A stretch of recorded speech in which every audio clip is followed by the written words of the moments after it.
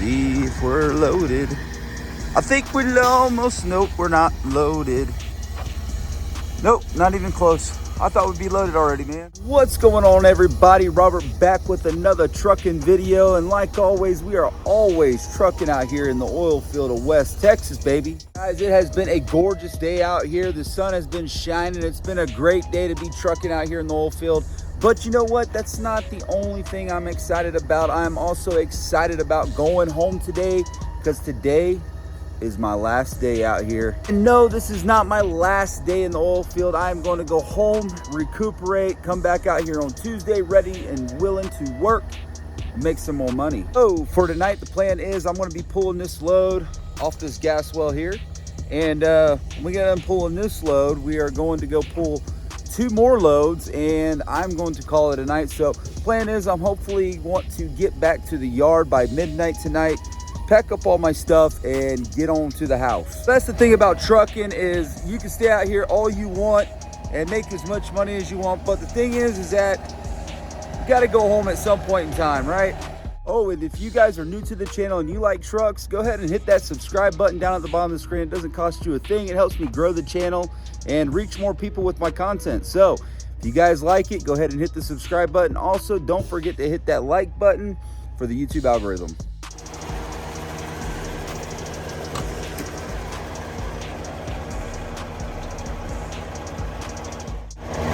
Look how nasty this truck is, man. This thing is disgusting, dude. God. So if you guys don't know, I had a breakdown, want to say 2 or 3 days ago. I had my air compressor went out, so we're actually getting that fixed right now. It's in the shop. I have been in 2 different trucks since a few days ago, and last night I ended up giving that truck back to another driver so that he could go up to Midland, Odessa to pick up some trucks today. But now I'm driving this pile of crap and not very happy with it at all. And it's a Western Star, so it's got a rough suspension. It's geared super high, super loud, and it's a day cab. So since I'm going home, hopefully today, I should be going home today. I'm not going to accept any more loads, but basically got all of my stuff out of my previous truck that's getting worked on, and I just pretty much threw it all in the floorboard of this one, and kind of like, man, maybe I should have done that because how nasty the floors are. So I'm gonna have to be doing some cleaning when I get home, but I'm just ready to get back in my own truck, man. It's this one's not ideal at all for myself. Very uncomfortable. But let me give you guys a look at this one right here, man. So this truck right here is what we call a day cab. If you guys aren't familiar with the trucking industry, it's a day cab, man. That's all it is. It's just a Western Star DD15 motor, super rough suspension. It's a workhorse, man. That's what the Western Star is. That's what they do. They build workhorse trucks. It's geared super high, so your RPMs do run a lot higher than they would in a let's say a Freightliner Cascadia or a Kenworth T680. But you know, it is what it is. It's a work truck, man. But this morning I pulled a load from a well and tried to take a nap in that thing. And I honestly don't think there's any way to do it other than if you had a cooler, you put it in the center and then you lay across the seats. I just don't think there's any other way to do it. So it's super uncomfortable, not ideal for if you're working out here all the time. I honestly don't think it's even that legal. Man, we are still waiting for that level to get up there. See what I'm saying, man? It's just a pile of junk. Things shut off on me. Believe that, guys? Just shut off on me, just like that. Come on, dude. I'm ready to go home, man. Let's go fire this bad boy up again. Golly. The door, it's hard to get in there. Look at all that nastiness, Bo. Man, some of these drivers, Bo, they don't clean their floors out. None of that's mine, by the way. That's all the other dudes. That pile of junk over there is mine. Look, left all that trash in the truck, man. That's disgusting, dude. If I had time this morning or last night when I got this truck, dude, I would have threw all that out. But, you know, there's not many truck stops or anywhere to throw trash out here. But that is just nasty. I'll have to get rid of it at the yard. Let's see. Pop the clutch in. PTO's good. Let's see. Come on, baby. There she is. Pull that clutch out right there, and the pump should start going again. There she goes. Anyway, guys, I am going to go ahead and finish loading up, get this disconnected, and we'll get out of here. Almost, baby. Almost ready to go home.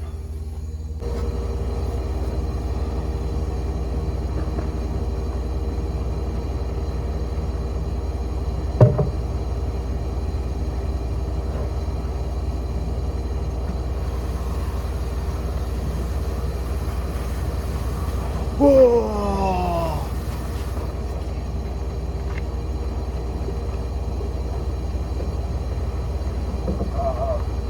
Come on, man. Sweet.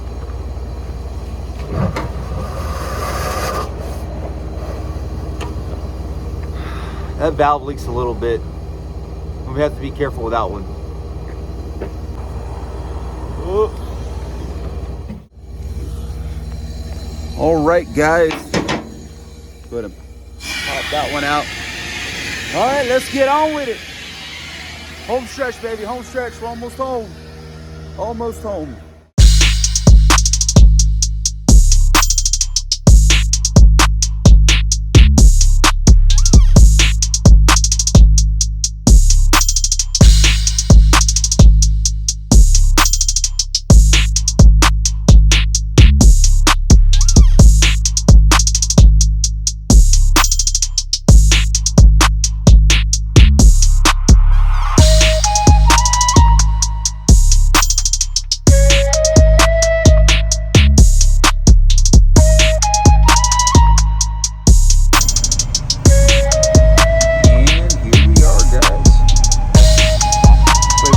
Get out the way and we'll get offloaded.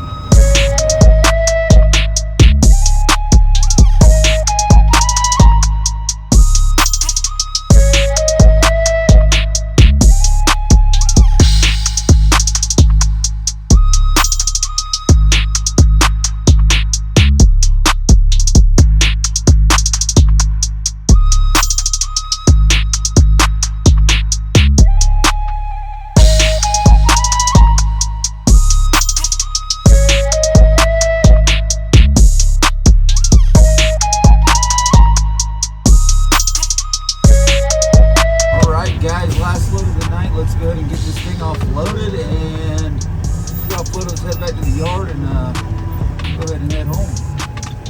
Yeah, look at that mess right there, boy. Nasty.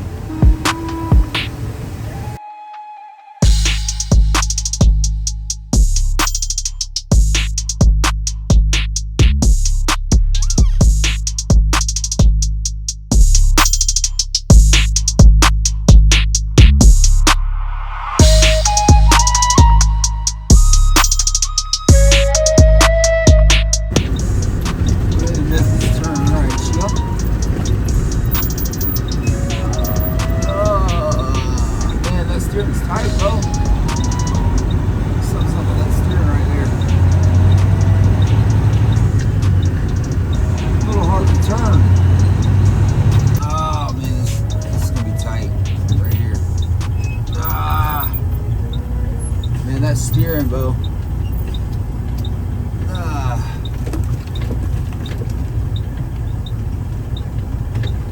So this is our yard over here in Carlsbad. Man, that truck steering is super tight, man. Nothing's organized. Everything is what it is. Man, these guys are blocking my parking spot. That's usually where I park, right there. These two trucks in front of here. But I'm gonna pull over here and get this truck offloaded, put all my stuff in my car, and we'll go from there. Man, this truck, the dang dome light's not working on this one. I don't know, we'll see.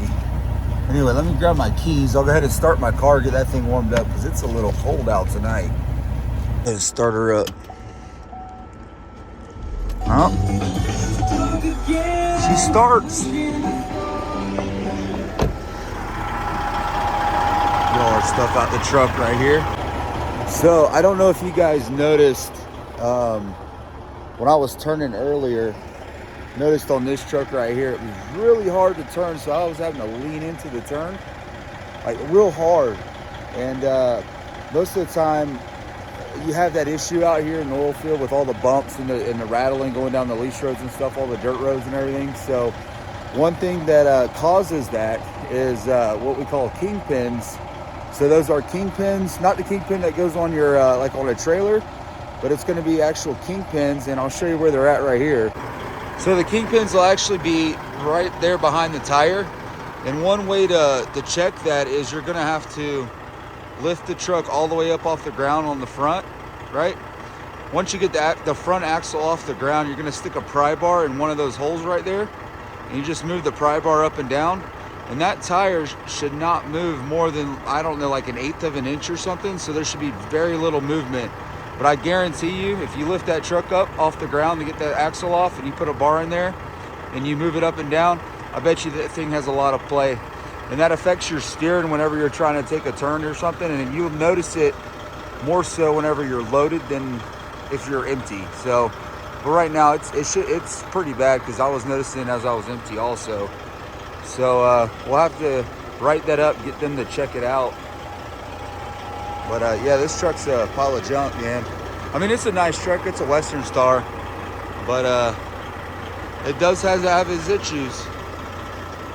So we'll write everything up that we can on this thing, and hopefully whoever gets this next, they have it fixed before somebody else drives it. So we'll see. Anyway, let me get my stuff out of the truck. I'm gonna go throw it in my car, and then we're gonna get out of here, and we're gonna head back to the house. Woo, it's cold, baby. All right, let's go ahead and park this thing. Let's get out of here. Man, it feels good to have some hay dudes. Oh man, take those boots off, put these hay dudes on. God, whoever invented hay dudes is a genius, bro. They want to sponsor any of these videos, let me know, because they are amazing. It's nice to get these boots up, put my hay dudes on, man. Oh, it's a good feeling. Golly.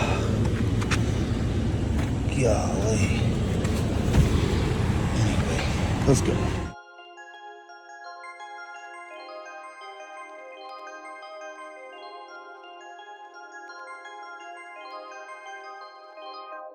Back in El Paso, baby. We made it home, boys. Let's go ahead and get back to the house. Get showered, changed up. Let's get it.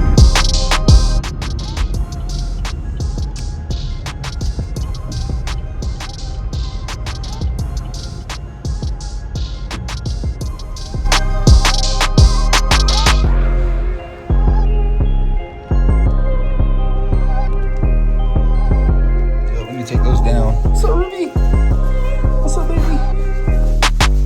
What's up, Ruby? What are you doing? What you doing, girl? You miss me? Did you miss me? You missed me, huh? Yeah. Yeah, you did. Let's go. What is up, guys? We are back in the Tahoe.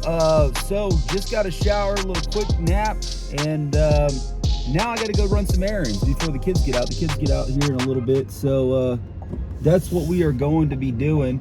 I noticed I didn't have a grill at my house for food. We're actually gonna have some people over this weekend, and I was like, man, I need a grill. So that's what we're gonna be doing. We're gonna go over here to Sam's Club, go pick up another grill for this weekend, so hopefully we can barbecue for my family. But first off, I want to tell you guys, I had a call from my buddy, and my buddy actually runs freight. He has his own authority out in Florida. I think he lives in Lakeland, Florida. And he was telling me, he's like, man, the freight rates out here are terrible. He's asking me if I could, or if he could get the name of the broker I used to run Caterpillar loads for. And so I gave him my broker's information, and I asked him, I was like, well, what's the deal? You know, he used to run a lot of Amazon freight, and when I talk about Amazon freight, it's mostly flatbed. And what they would do is every time Amazon would build a warehouse, and they've been building a lot of warehouses lately over the last 2 years, and that's what he's been doing the last 2 years. And basically, if they needed some I-beams or some steel hauled to build those warehouses, he had the contract to go ahead and run that steel. And he said that they're not doing anything for the next year. So he's down, and he's looking for loads now. But anyway, I sent him my broker's information, and hopefully he can get a load with him. But just talking to him, man, and I didn't realize the rates were as bad as they are. Like, rates, literally, he said he couldn't get anything about, anywhere over $1.80 coming out of Florida. And I was like, well, that's your first problem, is that you're trying to run the Florida market, and the Florida market has never been ideal for freight. It's always been really good going in, but trying to get out of that place is almost impossible, at a good rate at least. But it made me think about something of how to actually make money in the 2023 now, and it's going to be a lot harder, I believe, just to try to make ends meet.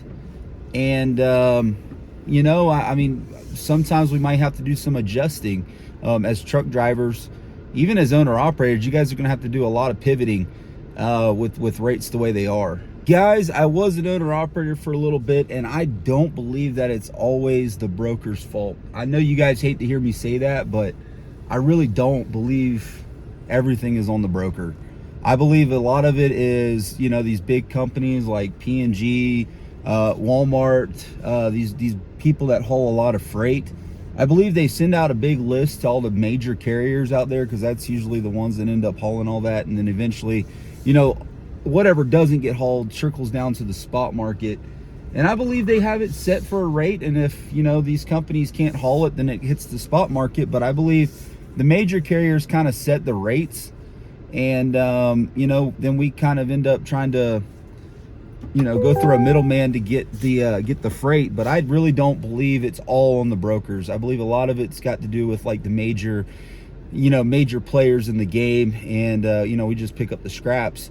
So I mean, if you look at it, us as like owner operators, if you're running off the spot market, it's really, you're not really significant to anybody. I mean, you have 1, 2, 3, 4, maybe even 10 trucks. I mean, you're nothing compared to these big major carriers that are setting the rates. And the brokers have to make a cut too. And I'm not saying there's not any shady brokers. There's obviously shady brokers out there that are just trying to take a bigger cut than they need to, and they try to screw people. But I'm just saying, not all brokers are actually like that. So let's go ahead and talk about how we can actually make money in 2023. And I've thought a lot about this, and if I was an owner operator, how I would do it, or even as a company driver, what I would do to make money in 2023. So in 2023, if you guys don't know, fuel's kind of higher than it was over the last 2 years. If you're an owner operator running, the rates are kind of a lot lower than they were 2 years. So we were on a pretty good stretch there for the last year and a half. And just like all things come to an end, and that's just one of the things that came to an end is these great rates. And it is what it is. And so now we got to pivot and try to stay profitable and try to survive this. If you look at trucking over I guess you could pull it up the last 50 or 40 years or so. I mean, it's done a lot of this, right? It's been up and down, and it's always been like that. It's always come in waves. And whenever you have a good wave, it's best to take advantage of it, and that's your opportunity, is to do that. So I would say, if you're a company driver right now, I would say hold on to all of your cash. This is the time for you guys to be saving up money.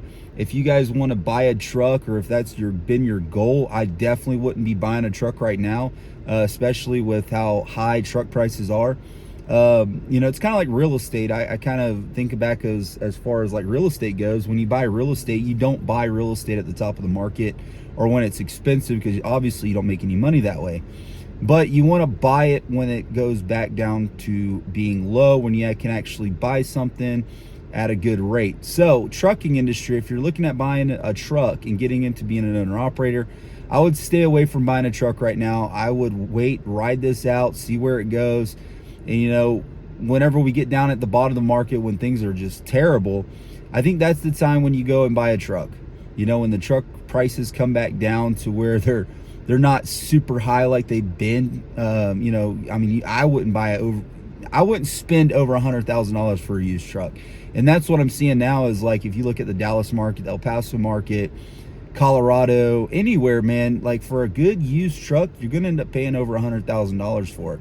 Now, if you end up spending like $30,000, you're going to buy a piece of junk. And really, I would suggest that you guys not get into trucking if you guys are going to spend $20,000-$30,000. Not saying that it can't be done, but your chances of getting a good truck at $20,000-$30,000 is probably very slim. So save all your money if you're company drivers. Save as much as you can. I would hold on to as much cash as possible. You know, budget yourself. Don't go out there buying all these nice vehicles and stuff like that. Just like me in the oil field, you know, I make a lot of, you know, I wouldn't say a lot of money, but pretty good amount of money, probably more than you would as an over-the-road driver. But you know, I'm not out here trying to be flashy or buy these nice vehicles or new houses and stuff like that. I'm trying to save my money. As much money as I make, I'm trying to put it back in the bank and save as much as possible, because you never know when that new opportunity is coming. As far as buying a truck, I probably, in my opinion, I'm not buying any trucks anytime soon, at least. My goal is basically to save up, buy land, real estate, and go into that venture. Really, I'm kind of done with the owner operator thing. I've tried it, done it, and I can't deal with all the stress and those, you know, all the anxiety that comes with owning your own truck, which is kind of a big responsibility if you think about it. So for me, I want to, you know, I have other goals beside, you know, than anybody else does. You know, I'd rather buy land, real estate, and get into that. Use my trucking income to kind of fund my real estate venture, and that's what I'm doing for retirement, for me and my family. Now, if you guys do want to buy a truck, I'm not saying there's anything wrong with that. I'm just saying wait for the market to come back down. Go get into different side hustles. You know, like if you guys like cars, one thing that I do is I'll buy like old F-250s, you know, like the ones with the 6.0s or the 7.3s, maybe that have some issues with them. Like I just found this truck right here on Facebook Marketplace, and they actually, you know, had it listed at $6,000. I ended up picking up for $4,000. Basically, I just need to change the injectors and do a little bit of work with the exhaust, and you know, basically that's at least a $15,000 truck in my mind. If I can pick up an extra couple $1,000s by doing that, then that's what I'm going to do. So I'm just saying, get you a side hustle, something that you like to do, or something you know how to do. You know, shoot, you could even go sell burritos on the side of the highway. I mean, whatever you got to do to pocket some money and save up some money, that's what I would be doing right now. You know, you can't really rely on your trucking job to provide for your families, because I mean, you could have your job today, you might lose it tomorrow. So it's always have something else that you could fall back on if you need to. For you owner operators, what I would be doing, if you get to the point where you need to park your truck, park it. If you need to sell your truck, sell it. There's nothing wrong with going back to being a company driver. Like I said, that's what I did. I sold my truck, went back to being a company driver, just because I saw the rates and the way things were going, the fuel prices being high, and I just didn't see how you could stay profitable and be home normally like I usually do. Like I usually went out 2 weeks, was home, you know, for a couple days, and I really couldn't do that. Another thing that you could do, if you don't want to sell the truck or park it, you could basically chase the market wherever it's at. I would be looking at the load boards, seeing where the locations are that have the most volume. Right now, I think there's like low volume freight. I was looking at the market. I think Ohio had some pretty high volume. Around Chicago was pretty high volume for like reefer. Florida had some high volume, but the rates weren't there. So I would really be getting educated on your market. Before, we didn't really have to do that. We could go pretty much anywhere and find a good rate. Now, not so much. So you need to be really picky about where you go and where the lanes are, because there's not as many lanes as there used to be. So that's what I would be doing, is really diving into my markets, seeing where the volume of the freight is, where the better rates are, and I would just be running in those areas. The problem with that is that you're going to be running a lot. Like you're going to be all over the place, right? I mean, you're probably not going to be making it home, because most of the time those places with high volume freight, they're not going to be close to your house, and you're probably going to end up staying out in the truck for a month. But do what you got to do to make it work for right now. I think we probably have about a year and a half of this with these rates the way they are and the freight market down. So we'll see how it plays out, but that's just my prediction. I'd say a year and a half from this point, from January, 1 year and a half. So we'll see if I'm right. Anyway, guys, I hope everybody has a great day today. Hopefully you guys enjoyed the content. If you guys do enjoy the content, make sure you subscribe to the channel. Also hit that bell notification so that you guys get notified every single time that I put content on here. We talk about trucking, making money, pretty much all the important things in life to make things meet, to have a good life, to pretty much provide for your family for the long term. So if you guys like the channel, subscribe. And hopefully I can put out another video these coming weeks when I go back to the oil field. Hopefully I can put out some more day in the lives. But anyway, I will see you guys when I get back in the truck. Actually, I might drop a video tomorrow, not sure. We'll see how it goes. But anyway, hopefully everybody stays safe out there and keep it between the ditches.